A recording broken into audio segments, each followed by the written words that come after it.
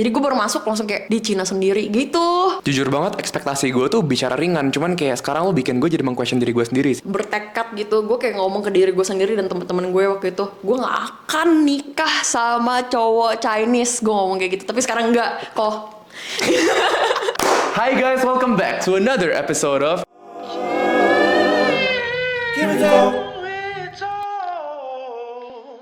Oke guys, pada hari ini gue ada membawa seorang guest yang kalau kalian main Twitter atau kalian tertarik dengan dunia literature atau dunia tulis-menulis, kalian pasti sudah kenal dia. Tapi buat yang belum pada kenal, silahkan diperkenalkan dulu dirinya. Hai guys, nama aku Aurelia Fizal. No, gue apa aku? Gue. Terserah sih, Okay. mau wo juga boleh, kita ngomongin Chinese hari ini. Nama gue Aurelia Fizal. Nama Chinese-nya gak mau sekalian? Gak mau, jangan. Kenapa? Malu.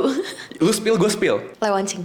Chen Qian Yi. Salam kenal semuanya. Salam kenal ya. Gue mau nanya nih, lu awal bisa menjadi penulis tuh umur berapa sih sebenarnya? Nulis blog itu dari umur 14. Lu sekarang umur berapa? 20. 20, udah 6 tahun lu nulis? Dari umur 14 udah ngeblog. Terus habis itu beberapa puisi gue juga udah dimasukin ke antologi puisi gitu. Antologi puisi apaan? Kayak apa, kumpulan puisi dari beberapa penulis. Terus habis itu dimasukin ke satu buku. Itu waktu gue umur 14. Ih, kayak kompilasi-kompilasi keren gitu ya berarti ya? Oh. Tapi gue kayak sotoy aja dulu umur 14. Gue belum pernah punya pacar. Cuman puisi gue semua tentang cinta-cintaan gitu. Berarti masih indah-indah semua ya? Belum ada pahit-pahitnya ya Belum. puisinya ya? Gue kayak masih mandang hidup kayak lucu-lucuan semua. Oh gitu. Emang lu sekarang mandangnya kayak gimana? Rada pahit dikit. Rada pahit dikit Iya. ya? Belum pahit banyak kan? Asem lah, asem. Lumayan asem ya? Kalau misalnya gue minta lu describe mungkin diri lu atau karir lu dalam 3 kata. Patriotis, enggak ya? 3 kata. 3 kata. Pusing lu. Sebenarnya banyak orang. Gue kayak banyak gitu loh. Jadi kayak bukan satu bidang doang. Oke, bidang lu apa aja? Selain menulis, Uh-uh. gue kan juga nge-host. Nge-host? Iya. Nge-host di mana? Bigo? Woi, di beberapa channel kayak Asumsi. Terus gue juga freelance modeling sama buat short movie. Terus buat music aktor juga lu ya? Iya. BTW nanti gue taruh still dari MV-nya si David ya di sini ya. Sebenarnya itu bidang yang tidak related sama sekali. Cuman kegemaran gue di bidang-bidang yang luas gitu. Jadi gue kalau describe diri sendiri, gue selalu bilang gue orangnya banyak gitu. Oh, orangnya banyak. Iya, soalnya kadang juga orang suka nanya, lu sebenarnya apaan? Kayak gitu. Terus gue juga kayak mikir, ya juga gue apaan, woi, gitu. Terus jadi stres dong. Dulu gue pernah sempet kayak gitu. Kita bakal bahas nanti loh, gue apaan sih gitu. Itu tujuan pembicaraan itu bakal ke arah sana nanti. Oke, Dulu terus gue kayak lebih mikir, orang kan suka nanya gue tuh sebenarnya apaan. Kayak beberapa tahu gue dari dulu gue tuh sering jadi narasumber seminar-seminar politik. Beberapa tuh tahu gue dari situ. Oke. Beberapa tahu gue karena pembahasan gue tentang sejarah dan lain sebagainya. jadi politician semacam gitu atau gimana maksudnya? Gue kayak lebih sering di frame sebagai pengamat. Pengamat. Iya, Oke. jadi gue nggak mau involve langsung, gue cuma mengamati orang-orang yang ada di bidang itu. oke, lanjut. Terus beberapa tahu gue dari tulisan gue, beberapa tahu dari MV-MV yang gue bintangi. Bintangi. Oke. Keren juga. Keren juga lu. Pikir-pikir. Iya. Terus beberapa juga tahu gue dari Instagram karena gue kan suka foto-foto di Instagram. Jadi saat orang nanya ke gue sebenarnya gue apaan, gue juga rada bingung waktu dulu. Dan gue mikirnya dulu gue harus milih satu. Gue dulu ngerasa ini identitas crisis di identitas gue harus milih satu. Tapi lambat laun gue ngerasa kalau misalkan orang-orang bisa mandang gue dari beberapa banyak bidang ini, kenapa gue harus milih satu? Gue kan bisa jadi semuanya. Selama ini gue jadi semuanya juga gue nggak ada masalah kok. Jadi gue ngerasa ya udah gue udah nggak harus memilih. Baru mulai dalam banget ya tiba-tiba ngomonginnya ya.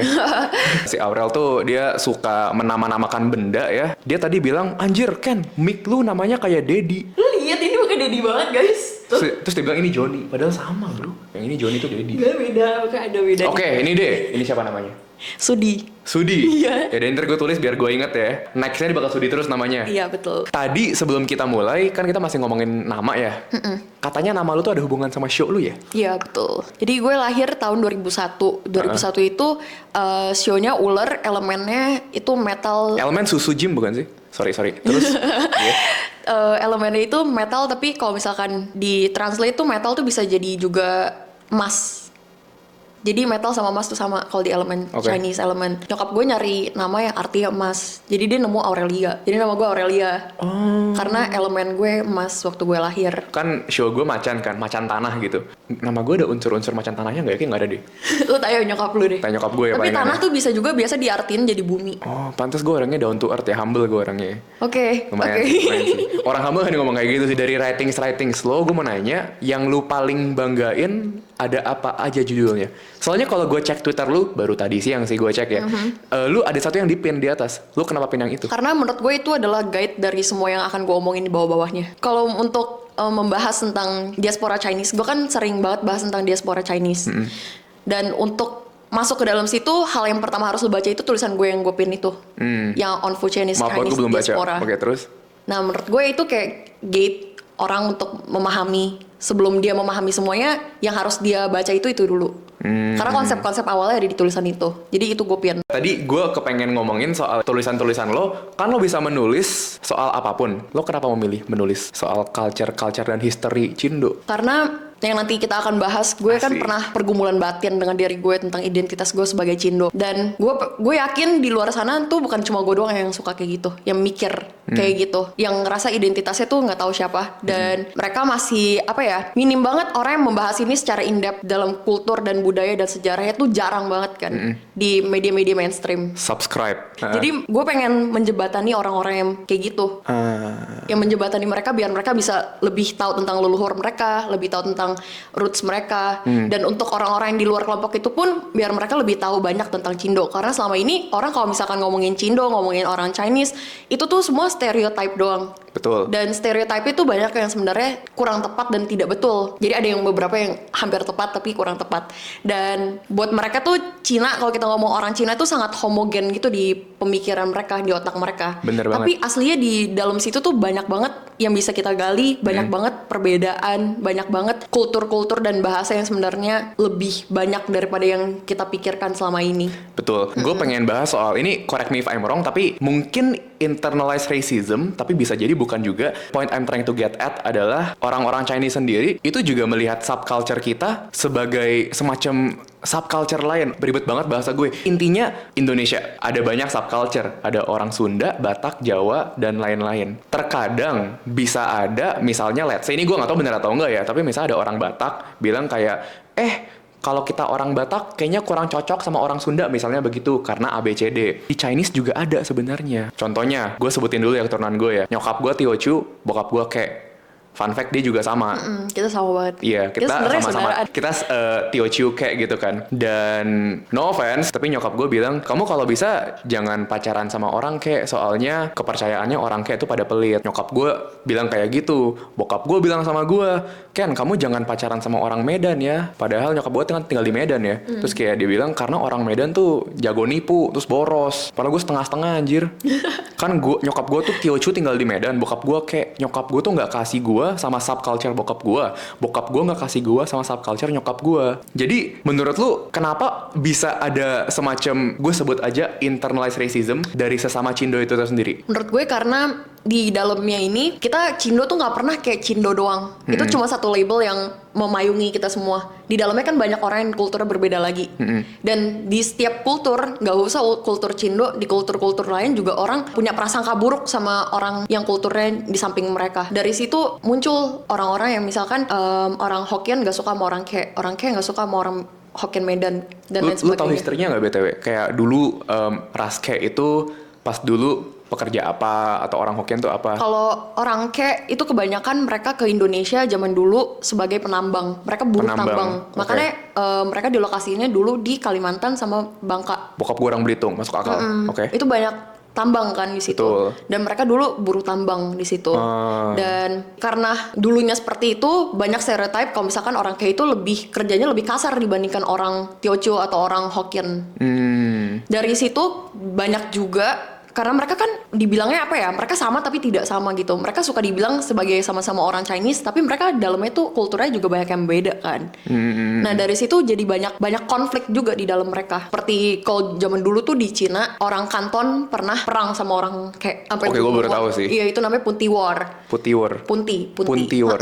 Oke. Jadi mereka bunuh-bunuhan, orang kayak banyak banget yang meninggal zaman dulu. Zaman dulu tuh zaman kapan? Ratusan tahun yang lalu. Soalnya orang Damn, kayak bro. Nggak gitu dalam lama ya? bahasa Mandarin kan disebutnya keciaran. Keciaran itu keluarga tamu artinya. Nah mereka tuh bukan orang yang, jadi orang-orang yang lain kayak misalkan orang Hokkien, orang Canton, orang Teochew, mereka tuh punya daerah sendiri di Cina.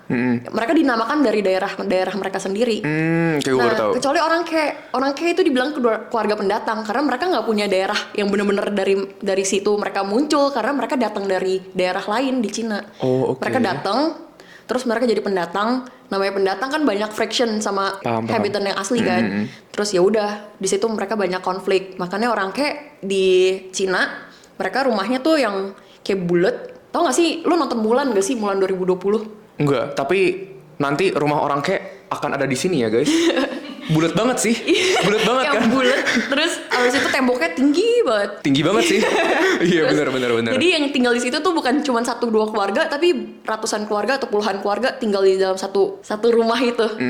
Nah mereka tinggal di rumah yang kayak gitu buat jadi benteng untuk kelompok mereka karena mereka dulu suka dipersekusi. Bisa diserang gitu ya? Iya, mereka gila dulu men, suka gue dipersekusi. jadi kasihan sama leluhur gue. Iya, jadi kayak gitu. Jadi mereka punya stereotip sendiri sama kelompok lain karena meskipun dibilang dalam satu payung Cindo, di dalamnya tuh banyak banget yang beda. Itu baru 2 ras loh. Maksudnya sorry bukan 2 ras, itu baru 2 sub Iya, ethnic. jadi mereka kan beda bahasa. Mereka beda bahasa, tapi dari beda bahasa itu mereka juga punya budaya yang berbeda. Mereka makanannya beda, Oh, betul. arsitekturnya beda. Betul. Bahasa Ke ada, bahasa Hokkien ada, bahasa lain juga ada. Ibaratnya kayak kalau Indonesia ada bahasa Sunda, bahasa Jawa, bahasa Batak, dan bahasa lain-lain. Chinese juga kayak gitu. Kalau di bahasa Cina itu kan ada Sino-Tibetan language family.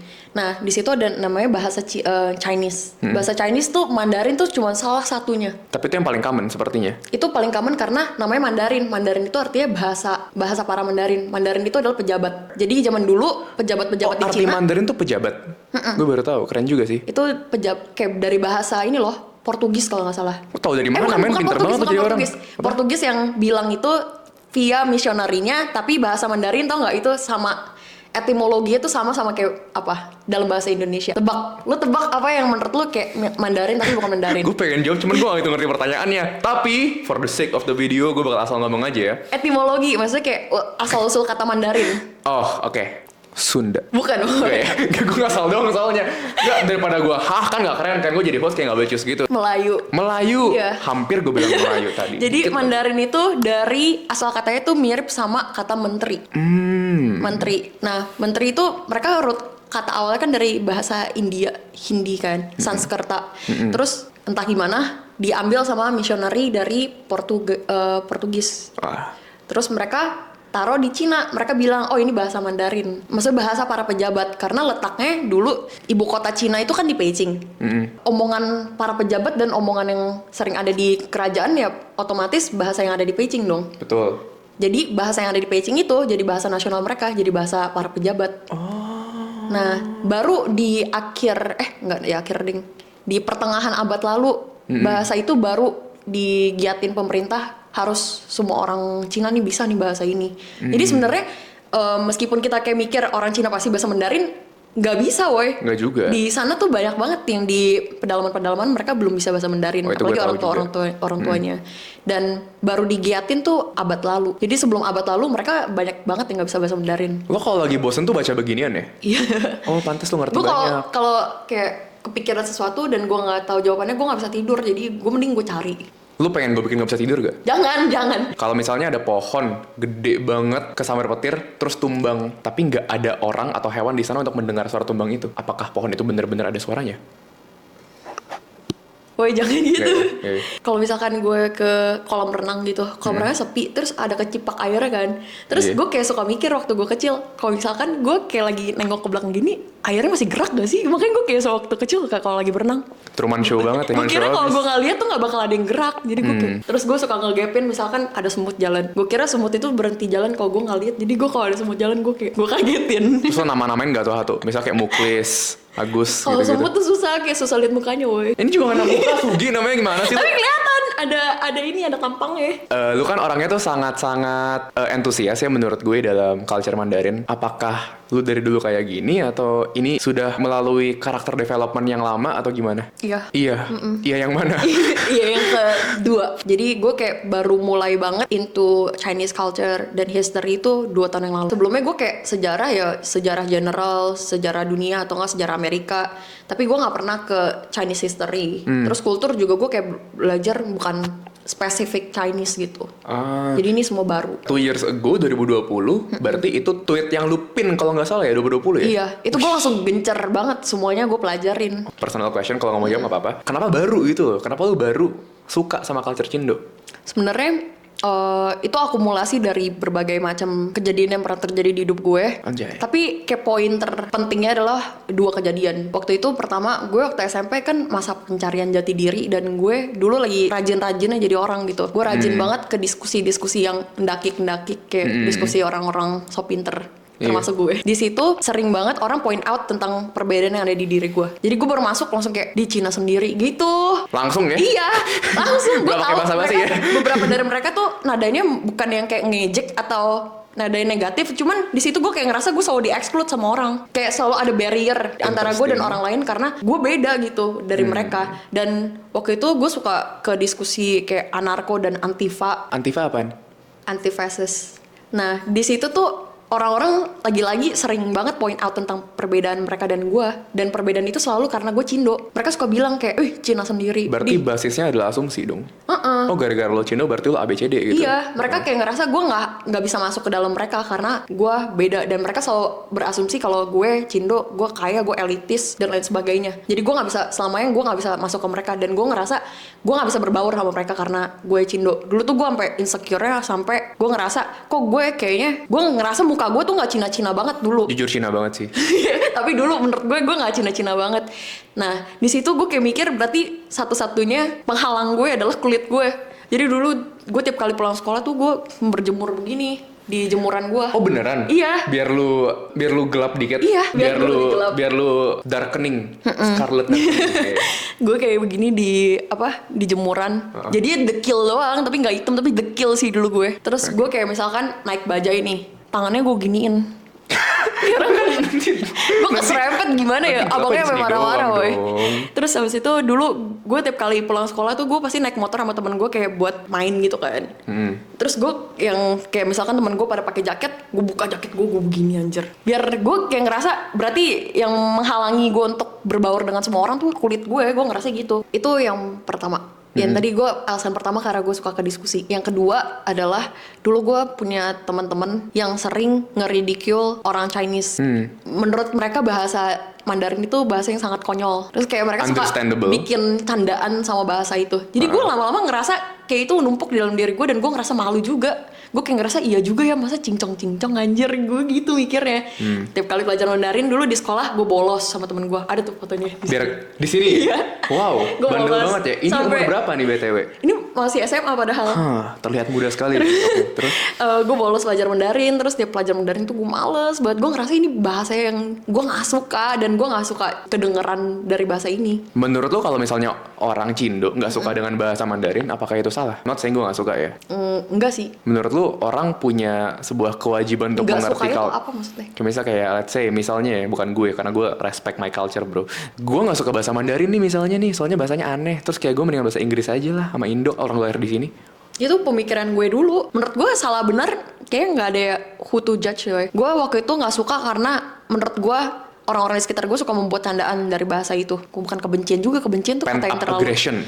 Iya pokoknya kayak gue ngerasa oh iya juga ya, ini bahasanya terdengar sangat konyol, jadi candaan, dan menurut gue itu memalukan. Jujur, I understand where they're coming from, karena kalau orang tidak mengerti bahasa Mandarin, gue ngerti dikit ya, jadi itu bukan gue. Tapi kalau orang nggak ngerti bahasa Mandarin, dengernya sih lucu jujur aja. Yang ketiga adalah, gue tadi kayaknya cuma bilang 2, tapi tiba-tiba jadi 3. Asik. Pokoknya yang ketiga itu karena gue dulu suka, jadi keluarga bokap gue masih yang Cina banget gitu kan. Kita suka melakukan berbagai macam upacara kecinaan. Jadi waktu gue ngelakuin itu gak pernah dijelasin kenapa gue harus melakukan itu. Gue ngerasa ini semua hal yang Cina-Cinaan, perayaan-perayaan ini tuh menurut gue time consuming, gak praktikal, dan menurut gue gak jelas aja. Gue kayak gak tahu what's the point. Jadi dulu gue kayak dari beberapa faktor tersebut gue gak suka sama jadi orang Tionghoa itu, gue gak suka. Dan kalau gue boleh memilih identitas, gue gak mau disebut sama orang sebagai orang Tionghoa Indonesia. Gila ya, lu dari dulu kayak gitu sampai lu tadi bisa menyebutkan sejarah Cina iya, yang makanya. gue ngomong Cina nggak apa kan Gak apa-apa. Ya nggak apa lah ya. Tiongkok Cina lah nggak apa-apa. Lu sampai bisa merecite sejarah Cina selengkap itu berarti otak lo Perjalanan abis yang lari-lari sangat panjang. kemana-mana berarti ya? Oh, titiknya di mana tuh pada saat lu ngerasa kayak oke, gue pengen embrace dan gue pengen menghargai culture gue, dan bukan cuma gue dong yang pengen embrace, gue juga pengen tunjukin ke orang biar mereka appreciate juga. Keren bener bahasa gue, bro. Itu awalnya gue dulu tiba-tiba baca banyak tentang filsafat stoik. Tiba-tiba. Nggak tiba-tiba banget sih. Karena nggak Filsafat mungkin tiba-tiba stoik. ada sponsor filsafat Cina, nggak mungkin. Filsafat stoik itu Yunani by the way. Oh, oke. Sama Romawi. Nah, dari situ di stoik ini mengajarkan kalau lu harus eliminate hal-hal yang lu nggak bisa ubah dan hal-hal yang lu bisa ubah. Gue mana bisa cangkok DNA gue, boy. Betul, itu salah satu mantra hidup gue. Jadi kan kadang kita kayak terlalu mikirin hal-hal yang sebenarnya bukan dikontrol kita. Betul. Dan itu sebenarnya bikin energi kita tuh habis untuk hal-hal yang sebenarnya nggak bisa diubah. Mending kenapa nggak ubah energi lu untuk hal-hal yang bisa lu ubah. Dan di situ gue jadi kayak mikir, ya iya juga. Emang gue kayak bisa cangkok DNA gue, kayak gue congkel kecinaan gue dan gue insert. Itu yang lu dulu etnisme coba sih dengan lu berjemur itu kan lu mencoba itu kan dulu kan. Gue kayak mau menghilangkan kecinaan gue, kayak itu nggak bisa. Gue gimana pun selama-lamanya tiap kali gue mau coba untuk trace back leluhur gue ngeludah dan gue kirim ludah gue ke lab DNA yang buat etis bener nyari nih DNA, orang. gue pasti ketemu itu Cina-Cinanya, pasti nggak mungkin bisa diubah. Dan gue mikir selama ini gue kayak cuman lari dari kecinaan gue dan gue cuman kesel-kesel sendiri, tapi pernah nggak gue punya effort buat beneran coba belajar. Gue ternyata nggak pernah mencoba itu sama sekali, dan di situ gue sadar mungkin gue harus coba buat belajar. Jujur banget ekspektasi gue tuh bicara ringan, cuman kayak sekarang lo bikin gue jadi meng-question diri gue sendiri sih. Karena kayak gue mungkin nanti setelah kita kelar gue jadi mikir di kamar ya. Tapi bener sih, kita gak bisa mengubah itu. Dan maybe the reason gue bisa mikir kayak begitu adalah gara-gara gue tuh tidak pernah merasakan itu. Gue tuh dari dulu always ngerasa diterima, entah itu di komunitas yang non-Cindo juga. Karena gue dari dulu tuh jujur banget tidak pernah merasakan first hand ya racism sampai gimana banget. Gue cuman ngeliat di online, gue ngeliat orang digituin, gue denger kayak gitu. Tapi untuk gue sendiri tuh belum pernah. Dan kalaupun gue digituin, I always think of it as a joke. Jadi kayak, Cina lu kan sipit, iya nih, gitu. Bisa kayak gitu. Jadi kayak mungkin gue pernah digituin tapi gue gak nyadar. Gue ya, ini yang seperti gue sudah bilang 10 ratus ribu kali di mana-mana, ras cuman casing doang. Dalamnya ya terserah kita. Gue lahir di Jakarta, gue besar di sini, gue makan nasi sama seperti semua orang. Bahkan makanan favorit gue bukan makanan Chinese. Makanan favorit gue ketoprak. Gue nggak bisa bahasa Mandarin dengan fasih, ya gue bisa dikit lah. Dan gue juga grow up dengan internet sama seperti semua orang. Kita semua bisa bahasa Indonesia, kita semua ngerti bahasa Inggris, which is why kita pas gede semua jadi saling relate, walaupun culture kita beda-beda. Nah itu dari experience gue sendiri. Jadi gue nggak pernah ngerasain racism itu. Jadi kayak maybe sorry that gue nggak bisa relate segimananya. Gue pengen denger lagi nih, I want to know more gitu. Yang lo ngerasain dulu. Waktu itu tulisan pertama gue, artikel pertama gue banget. Tuh gue membahas tentang ex-tapol PKI, ex-tahanan politik PKI yang menurut gue keluarga-keluarganya masih dikasih stigma negatif sama masyarakat. Padahal keluarganya kayak cucu-cucunya kan mereka udah gak ada hubungan sama PKI. Ya lu kenal kakek buyut lo aja kagak gitu Iya kan. makanya. Terus, nah mereka masih mendapatkan stigma negatif, masih mendapatkan persekusi dari banyak orang. Di waktu itu tahun 2016 gue nulis itu, dan tulisan itu di repost sama banyak akun official Line. Dulu kan Line masih ini banget kan, kita semua masih pakai Line. Betul. Terus official account tuh banyak, mereka banyak yang nge-repost tulisan gue. Nah di bawahnya tuh komen-komennya ratusan, dan itu isinya adalah orang-orang mencaci maki gue. Dan ada beberapa yang nemu Instagram dan ASFM gue dulu, mereka bilang, iya, Aku lupa itu ada. Oke, terus. mereka kayak bilang katanya, woi Cina nih yang nulis, Cina PKI nih, kayak gitu. Nah di situ gue kayak ngerasa ini udah tulisan gue di bash, gue makin di bash karena identitas gue sebagai Tionghoa. Nah di situ gue makin membuncah ke kesalahan gue sebagai kenapa sih gue jadi orang Cina kayak gitu. Memang banyak waktu itu akumulasi kejadian yang membuat gue jadi kesel sendiri sama identitas gue. Lo kalau disuruh pilih dari, misalnya lo boleh milih nih, kecil, lo boleh milih lo punya superpower untuk mengganti ras lo jadi nggak Cina. Emang mau jadi apa dulu? Dulu gue apa ya? Gue kayak ngeliat yang paling gampang hidup di Indonesia jadi orang Jawa. Gue mikirnya gitu. Dulu tuh gue kayak punya kebiasaan untuk ngubah nama gue jadi nama-nama Jawa. Pantes Sugi, Triyono, Sudi sih, bukan Sudi ya?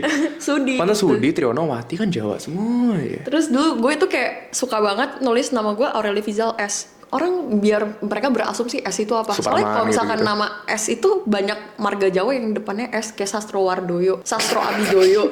Dan Dian gue biar Sastro. orang berasumsi sendiri S itu apa. Terus lu pengen sama Dian Sastro kan? Iya. Oh pantas S-nya langsung Sastro Widoyo, Wardoyo. Wardoyo, maaf salah ngomong. Kalau nonton, halo, selamat datang di Kanmi Talk.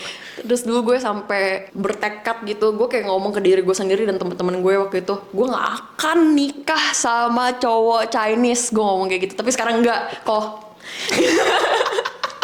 Dulu gue mikir kayak gitu, gue kayak ngerasa anak gue nggak boleh berpikir sama, yang sama dengan gue, anak gue nggak boleh apa ya, Melalui atau gone through ngeluin.